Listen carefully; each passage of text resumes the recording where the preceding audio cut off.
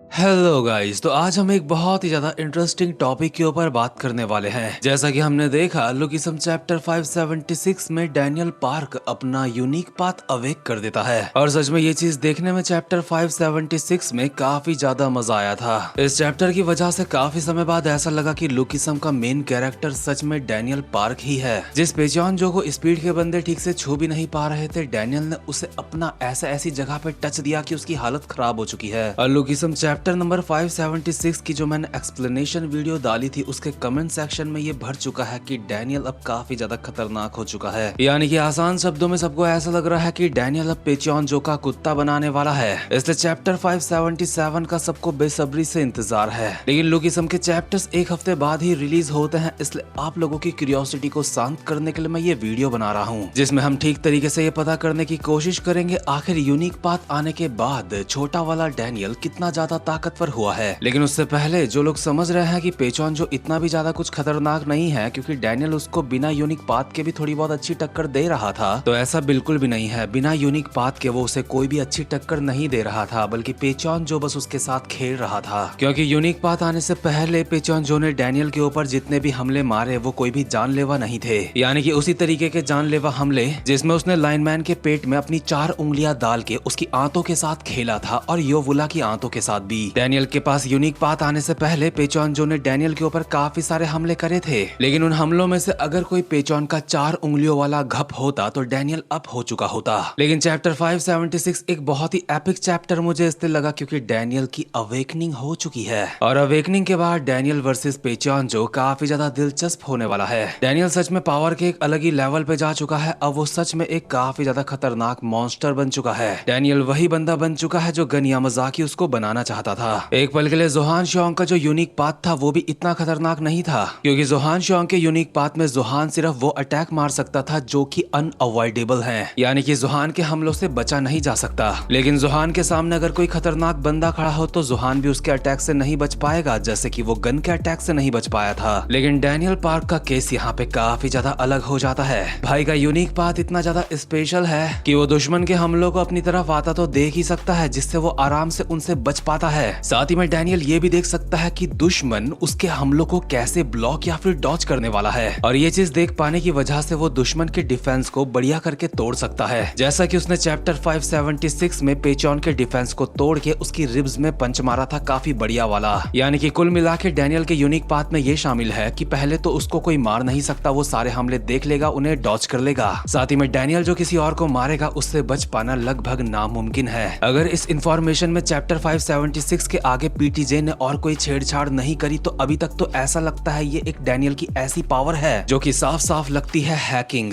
जैसे मैं जेम्स ली और गीटे किम को हैकर कहता था, अपना डैनियल भाई भी अब उसी लिस्ट में आ गया है। लेकिन ये बात ध्यान रखना, मैं डैनियल को हैकर इस बेस में कह रहा हूँ कि उसके हमलों से कोई बच नहीं सकता और वो सबके हमलों से बच सकता है अगर ये सच है। और चैप्टर 576 तक तो पीटीजे ने हमें यही बताने की कोशिश करी है कि ये सच है। तो चलो ये मान के चल लेते हैं कि पीटीजे इस इंफॉर्मेशन में आगे कोई छेड़छाड़ नहीं करेगा, तो फिर डैनियल भाई अब अपना पूरा हैकर बन चुका है। अगर वो किसी के हमलों को अपनी तरफ आता हुआ देख सकता है तो शायद से वो इनविजिबल अटैक्स को भी अपनी तरफ आता हुआ देख पाएगा जो जेम्स ली लोग मारते हैं। और डैनियल के इतना ज्यादा खतरनाक होने के बाद अब सवाल उठता है डैनियल वर्सेस पेचॉनजो का, जिसके ऊपर ये वीडियो है। तो देखो, अब तक मैंने इस वीडियो में डैनियल की भर भर के तारीफ करी है, लेकिन उसके बावजूद भी मुझे अफसोस के साथ कहना पड़ रहा है कि डैनियल अपने यूनिक पाथ के साथ पेचॉनजो को नहीं हरा पाएगा। ये मैंने बहुत ही बड़ी बात कही है, इसलिए ध्यान से सुनना। मैंने कहा यूनिक पाथ के साथ डैनियल पेचॉनजो को नहीं हरा पाएगा, मैं ऐसा मानता हूँ। लेकिन डैनियल अगर अपने यूआई मोड में आ जाता है तो कहानी कुछ और हो सकती है, क्योंकि यूआई मोड यानी कि अपने अल्ट्रा इंस्टिंक्ट में आके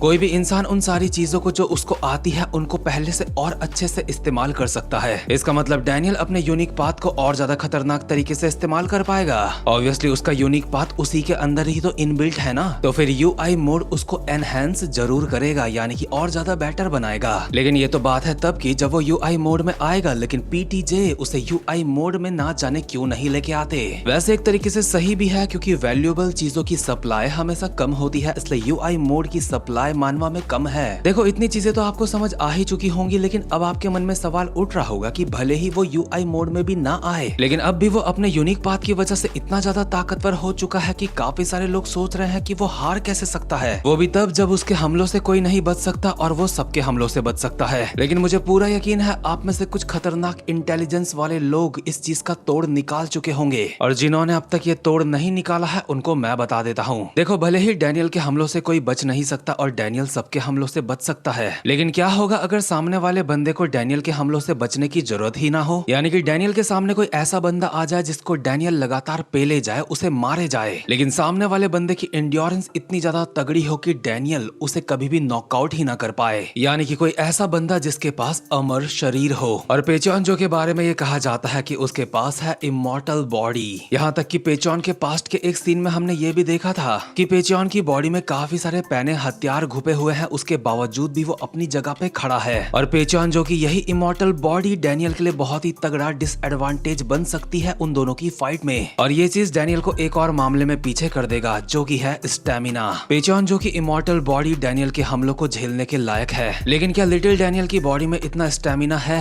कि वो लगातार पेचोनजो को मारे जाए बिना थके? मेरे हिसाब से इसका जवाब है नहीं, क्योंकि अगर उसकी बड़ी वाली बॉडी होती तो एक पल के लिए उसके पास काफी तगड़ा स्टेमिना होता, क्योंकि वो परफेक्ट बॉडी है। लेकिन लिटिल डैनियल की बॉडी परफेक्ट नहीं है। मैं इस बात पे श्योर हूँ कि उसके पास बड़े वाले डैनियल से कम स्टेमिना है, और यही वो दो पॉइंट है जिस वजह से मैंने आपको कहा है कि पेचोनजो को डैनियल नहीं हरा पाएगा अपने यूनिक पाथ के साथ, या फिर कहूँ सिर्फ यूनिक पाथ के साथ तो नहीं हरा पाएगा, क्योंकि पेचोन की इमॉर्टल बॉडी और डैनियल का स्टेमिना ही सिर्फ दिक्कत नहीं है, इससे भी बड़ी दिक्कत है होरांग सॉर्ड। ना जाने होरांग सॉर्ड कितनी कांडी तलवार होगी जो उसका इतना ज्यादा ऑरा क्रिएट करा गया है, और जब वो पेचोनजो के हाथ में आ जाएगी तो हमें नहीं पता कि वो क्या क्या उससे कर सकता है। लेकिन जब भी वो तलवार पेचोनजो के हाथ में आने वाली होगी तो मेरे हिसाब से जुनगो किम की एंट्री भी वहां पे होने वाली होगी। तो खैर, उम्मीद करता हूँ कि आप लोग ये समझ चुके होंगे कि मैंने ऐसा क्यों कहा कि डैनियल अपने यूनिक पाथ के साथ, यानी कि सिर्फ यूनिक पाथ के साथ पेचोनजो को क्यों नहीं हरा पाएगा। वैसे भी देखो, मैंने जितनी भी एनालिसिस आपके सामने रखी है ये काफी हद तक सेंस बना रही है, क्योंकि जरा सोच के देखो, अगर डैनियल पार्क अपने यूनिक पाथ के साथ पेचोनजो को हरा देता है तो जैग्योन ना, जो इतना ज्यादा जोश में आया है, उसका यहाँ पे क्या काम रह जाएगा। चलो फिर भी जैग्योन ना को तो छोड़ देते हैं, लेकिन जुनगो किम वो यहाँ पे क्यों आया है? अब ऐसा तो होगा नहीं कि जुनगो किम सीधा पेचोनजो के कमरे में आएगा और वहाँ से तलवार उठा के बस पकड़ के निकल जाएगा। अगर चीजें इतनी ज्यादा सिंपल होती तो ऐसे ही लोग पीटीजे को दूसरों की थ्योरी में मूतने वाला नहीं कहते। जरूर जुनगो एंचोन में आया है तो कुछ ना कुछ तो करके जाएगा,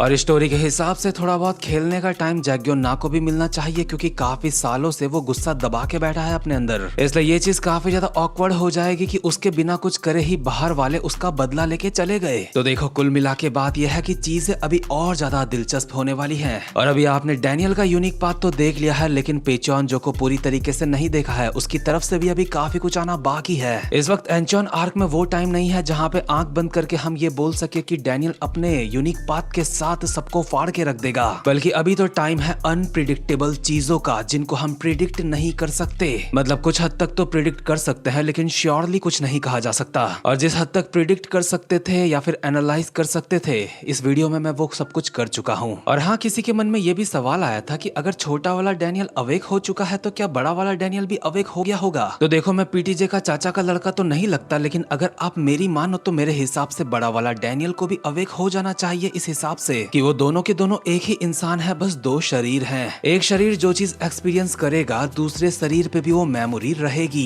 और डैनियल की लिटिल बॉडी के पास वो मेमोरी है कि उसने यूनिक पाथ को कैसे अचीव करा, तो ऑब्वियसली बड़े वाले डैनियल को इसका बेनिफिट तो मिलना ही चाहिए। और हाँ, कुछ लोग जोहान शियोंग और डैनियल के यूनिक पाथ को कंपेयर कर रहे थे, और आपको बता दूं कि डैनियल का यूनिक पाथ उससे काफी बेटर लगा मुझे। शायद से वो पेचोन को ना हरा पाए, लेकिन अब जाके डैनियल ने कुछ ऐसा काम करा है कि हम उसको मेन कैरेक्टर कह सकते हैं। बाकी आपको इस आज की वीडियो के बारे में क्या लगता है मुझे कमेंट सेक्शन में लिख के जरूर बताना, और ऐसे ही थ्योरी वीडियोस और मानवा एक्सप्लेनेशंस के लिए मन करे तो मेरा चैनल भी सब्सक्राइब कर सकते हो। अब मैं मिलूंगा आपसे अपनी नेक्स्ट वीडियो में, तब तक के लिए गुड बाय।